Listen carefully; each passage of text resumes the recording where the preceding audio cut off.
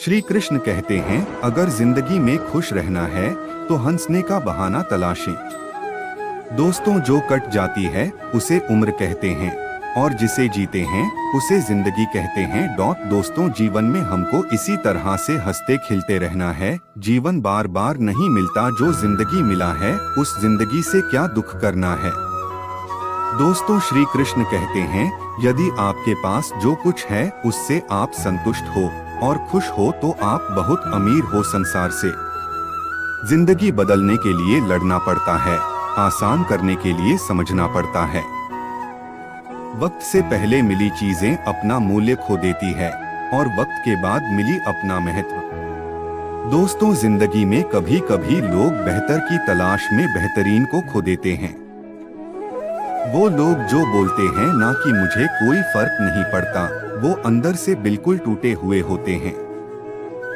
जीवन में अच्छे दिनों में कभी उन लोगों को न भूलें जो बुरे दिनों में आपके साथ थे।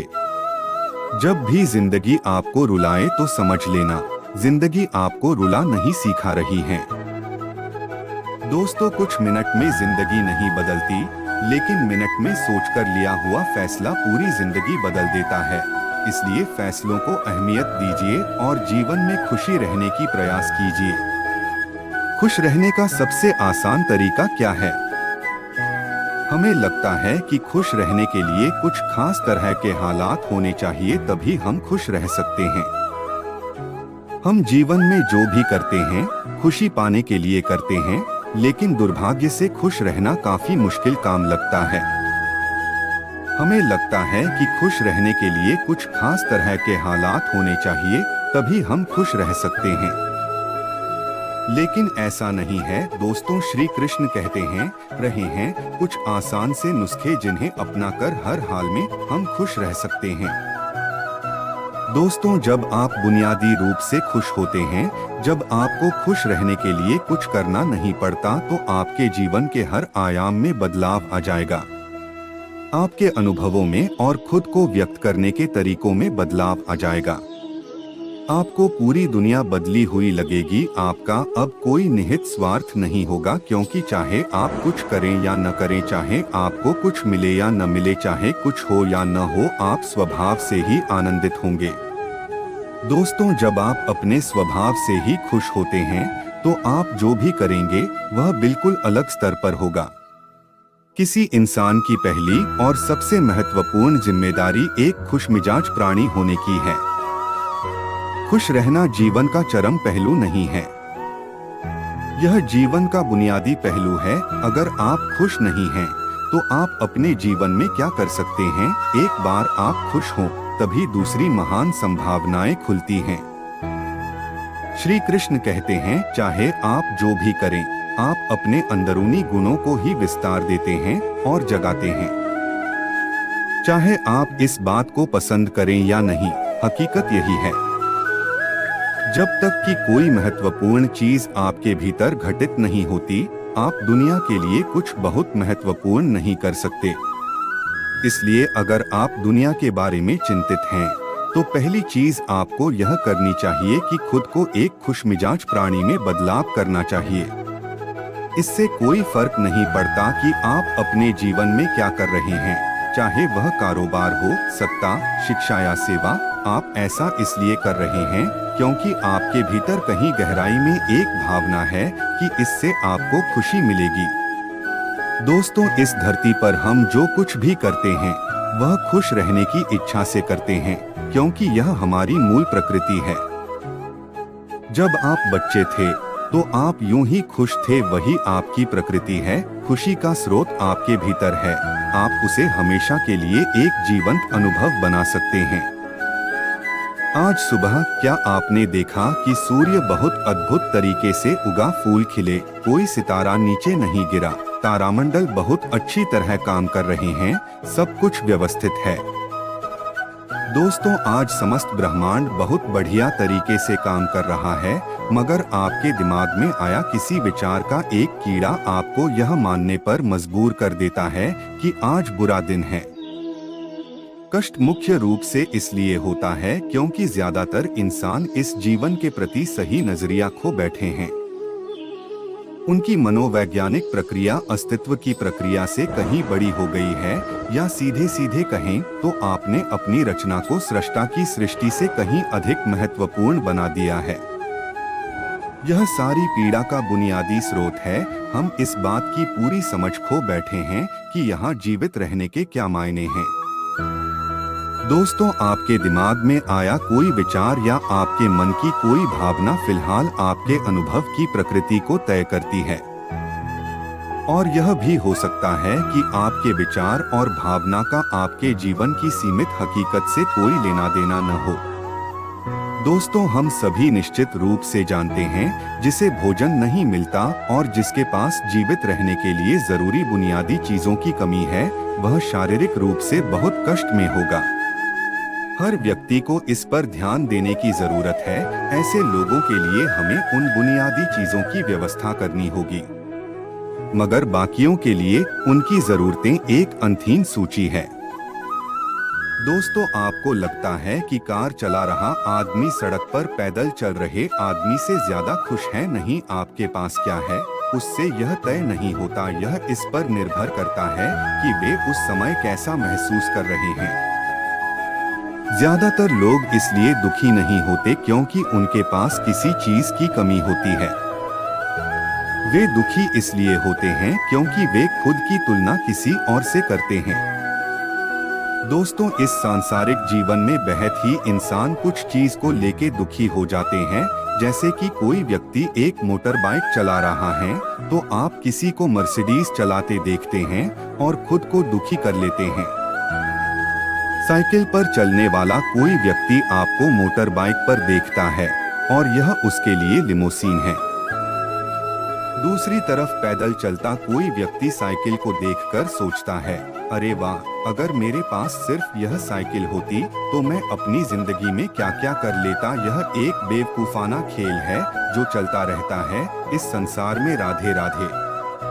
दोस्तों, श्री कृष्ण कहते हैं, जो भी व्यक्ति खुश रहने के लिए बाहरी हालात पर निर्भर रहते हैं, वे कभी अपनी जिंदगी में सच्ची खुशी नहीं महसूस कर पाएंगे। दोस्तों, निश्चित रूप से अब समय है कि हम अपने अंदर झांकें और देखें कि हम किस तरह खुशहाली में रह सकते हैं। जीवन के अपने अनुभव से आप साफ साफ देख सकते हैं कि सच्ची खुशी आपको तभी मिलती है जब आपके अंतर्मन में बदलाव आता है। जब आप खुश होने के लिए बाहरी स्थितियों पर निर्भर होते हैं तो आपको समझना चाहिए कि बाहरी हालात कभी भी 100% आपके अनुकूल नहीं होते। जब यह हकीकत है तो कम से कम इस एक इंसान यानी कि आपको उस तरह रहना चाहिए जैसे आप रहना चाहते हैं। दोस्तों, अगर आप अपने अंदर उस तरह होते हैं जिस रूप में आप खुद को रखना चाहते हैं तो आप कुदरती तौर पर खुश होंगे। यह कोई ऐसी चीज नहीं है जिसे आपको खोजना पड़े। अगर आप अपनी मूल प्रकृति में वापस चले जाते हैं तो आप सिर्फ खुश ही रहेंगे। बोलो प्रेम भाव से राधे राधे। खुश रहना कई समस्याओं का समाधान हो सकता है। आपने अपने आसपास ऐसे बहुत से लोगों को देखा होगा जो सामान्यतः खुश रहते हैं, जबकि कुछ ऐसे भी होंगे जो भीतर से बहुत दुखी होते हैं और अपनी बात भी किसी से शेयर करना पसंद नहीं करते। दोस्तों, ऐसे लोग बस अंदर ही अंदर घुटते रहते हैं और आखिर में उसका परिणाम ये होता है कि वो मानसिक तौर पर किसी बड़ी बीमारी की चपेट में आ जाते हैं। इसलिए जरूरी है कि आप खुश रहने की कला सीख लें। किसी के साथ हैं या अकेले हैं, इससे कोई फर्क नहीं पड़ता। आपका खुश रहना आपके शारीरिक और मानसिक स्वास्थ्य के लिए जरूरी है। श्री कृष्णा कहते, अपनी तुलना किसी के साथ न करें। अक्सर ऐसा होता है कि आप अपने आप को अपने दोस्त, सहकर्मी या फैमिली के अन्य लोगों से कंपेयर करने लग जाती हैं और खुद को उनसे कमतर महसूस करने लगती हैं। यह यकीनन आपको दुखी कर सकता है।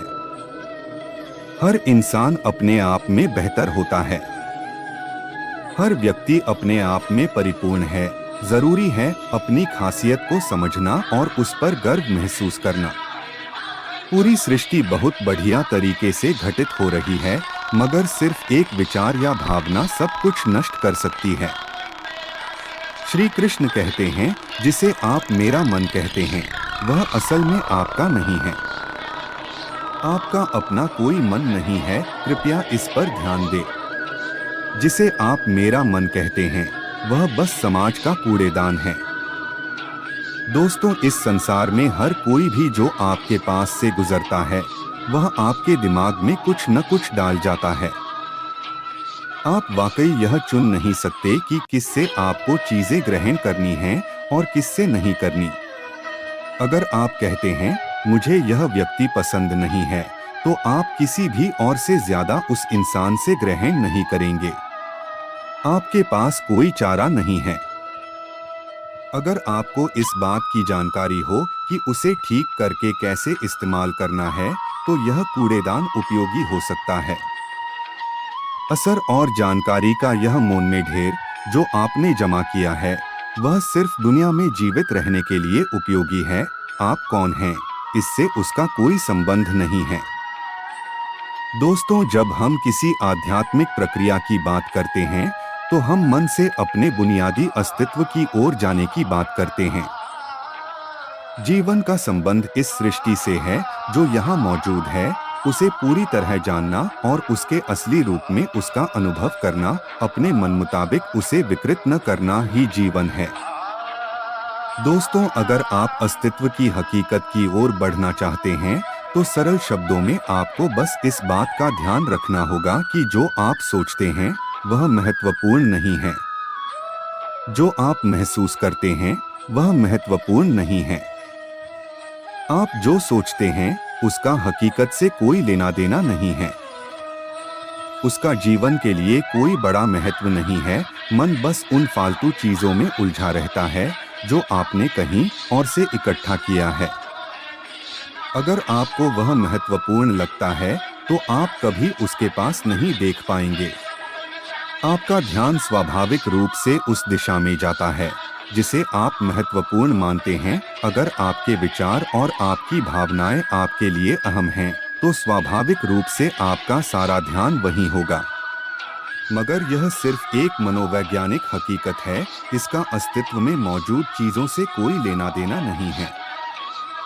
श्री कृष्ण कहते हैं, कष्ट हम पर बरसाया नहीं जाता, उसे पैदा किया जाता है और उसे बनाने वाला दिमाग आपके मन में है। अब इस दिमाग की कीड़ा को बंद करने का समय है।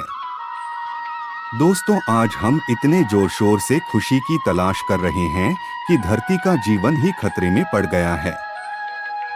दुनिया में अपनी खुशी को अभिव्यक्त करना जाने। अगर आप मुड़कर अपने जीवन को देखें, तो आपके जीवन के सबसे खूबसूरत पल वे थे जब आप अपनी खुशी को अभिव्यक्त कर रहे थे, न कि जब आप उसकी तलाश कर रहे थे। जो आप बचाते हैं, वह कभी आपका गुण नहीं होगा। जो आप फैलाते हैं, जो आप बिखेरते हैं, वह आपका गुण होगा। दोस्तों, अगर आप अपनी खुशी को बचा कर रखेंगे, तो जीवन के अंत में कोई ऐसा नहीं कहेगा, उसने अपने अंदर खुशी का एक एक अंश बचा कर रखा, वह बहुत खुशी के साथ मरा। लेकिन ये कहेंगे, यह भयानक प्राणी अपनी जिंदगी में कभी मुस्कुराया तक नहीं। लेकिन अगर आप हर दिन अपनी खुशी और प्यार को फैलाएंगे, तो लोग कहेंगे, अरे वह एक खुशमिजाज और प्यार करने वाला इंसान था। वर्तमान में आपके जीवन की गुणवत्ता उन कपड़ों से तय नहीं होती जो आप पहनते हैं। वह आपकी शैक्षिक योग्यताओं, आपकी परिवार की स्थिति या आपके बैंक बैलेंस से तय नहीं होती। दोस्तों, आपके जीवन की गुणवत्ता इस पर निर्भर